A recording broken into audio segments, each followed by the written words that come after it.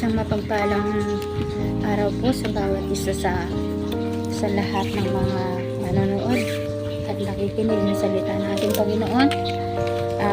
Tayo po ngayon ay mag-aaral ng salita ng ating Panginoon mula sa aklat ng unang Pedro, Kapitulo 2, verse 9. Ang sabi po dito sa verse 9, "Datapwat kayo ay isang layang hinirang ng mga saserdote ng hari, isang bansang nakatalaga sa Diyos, pinili kayo ng Diyos upang maging Kanya, at mahayag ang mga kahangahangang gawa niya.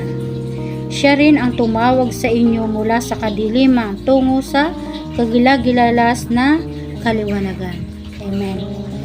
Tayo po bilang mga ayon po dito sa talatang ito, tayo po bilang po mga tinawag ng Diyos, bilang hinirang ng Diyos, tayo po ay may identity bilang isang Kristiyano. Ang pagiging isang Kristiyano po ay makikita ito sa pamamagitan ng gawa, sa pamamagitan ng ating pagsunod sa ating Panginoon. Unang-una po, itong sinabi po na ito, yung ating, ano nga ba tayo sa harapan ng ating Panginoon? Sino nga ba tayo sa harapan ng ating Panginoon?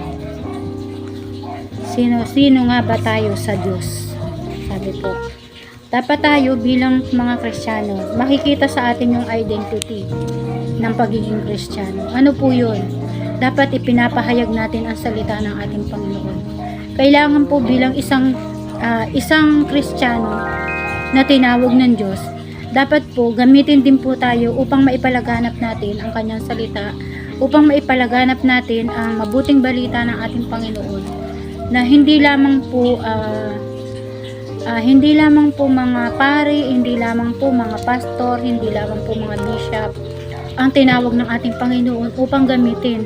Tayo din po bilang isang lahi, isang nation, tayo po ay tinawag ng Diyos upang gamitin, upang ay hayag natin ang salita ng ating Panginoon. Kasi po tayo ay pinili na niya, hinirang na niya tayo.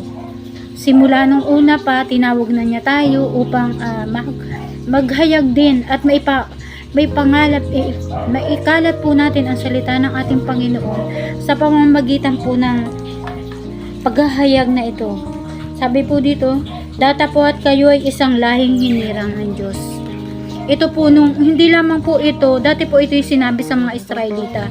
Pero sa atin po, sa kapanahunan po natin ngayon, tayo na po ito, tayo po ang nation. Tayo po ay ginamit, lumaganap sa atin ang salita ng ating Panginoon. Hindi lang po ito sa mga nation ng Israelita, kundi ito po ay sa atin sa ngayon. Tayo po ay kailangan gamitin ng ating Panginoon upang mahayag ang kaluwalhatian ng ating Panginoon. Nahanda po na dapat tayong magpagamit kung ano po ang naisin ng ating Panginoon, kung ano po ang naisin ng ating Diyos. Dapat po tayo ay magpagamit sa ating Panginoon para po maging kagamit-gamit po at makita po sa atin yung pagiging identity ng ating Panginoon. Kasi kung hindi po natin ipapahayag ang salita ng ating Panginoon, sino po tayo? Paano po tayo tatawaging Kristiyano? Paano po tayo tatawaging isang lingkod ng Panginoon kung wala naman po tayong ginagawa paglilingkod para sa Kanya? Kaya ang pagiging isang Kristiyano, kailangan po makita yung identity natin bilang isang Kristiyano. Kasi po tayo ay hinirang. Isang hinirang, napakagandang pakinggan. Tayo ay hinirang ng ating Panginoon. Isang lingkod na hinirang ng Diyos. Itinalaga para sa Kanya, para maglingkod at mag-alay ng buhay din para sa Kanya. Dahil ang Panginoon, nag-alay siya ng buhay para sa atin. Kaya tayo, bilang pasasalamat, dapat ihayag naman natin ang kabutihang ginawa ng ating Panginoon sa ating mga buhay. Ihayag natin kung gaano siya kabuti sa atin. Ihayag natin sa lahat ng tao. Dahil sa panahon natin ngayon, napakaraming tao ang nawawalan ng pag-asa. Nawawalan sila ng pag-asa sa dami ng problema dumarating. Ang problema nila ay akala nila hindi na nila kayang lusutan. Pero naririto tayo upang makatulong tayo ng ating mga pastor upang maipahayag natin ang kanyang salita sa pamamagitan ng ng ganitong paghahayag ng salita ng ating Panginoon. Naalala ko nga kapag ang paghahayag, naalala ko dati, akala ko walang kwenta lang. Pero ang totoo po pala, tayo po bilang isang Kristiyano, tayo po pala dapat ay maghayag ng salita ng ating Panginoon at ibigay natin ng buong buo ang ating buhay para sa Kanya.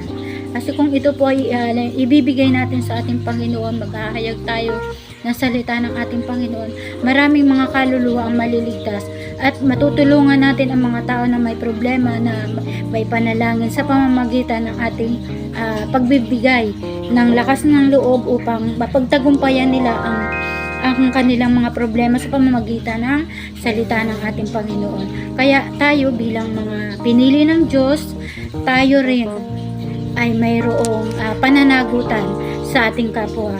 Kaya sa mga oras na ito, salamat sa inyong pakikinig at tunay na napakabuti ng ating Panginoon dahil tayo ay hinirang. Kaya ako'y nagpapasalamat sa ating Panginoon. Kaya Ama, sige po, tayo po ay manalangin. Napakabuti ng ating Panginoon dahil tayo ay hinirang ng Diyos. Salamat po Ama. Lord, salamat po Panginoon sa araw na ito. Tunay nga Panginoon na napakabuti mo Lord. Salamat sa pagkahirang mo po sa amin. Tunay nga Panginoon na patuloy mo po kaming gamitin. Gamitin mo po kami para sa kalalawak ng iyong gawain at kayo ang patuloy na maparangalan sa aming mga buhay. Salamat Ama dahil lagi kayong naririyan para sa amin. Pinagkakatiwala po namin sa iyo ang lahat. In Jesus' name, Amen and Amen.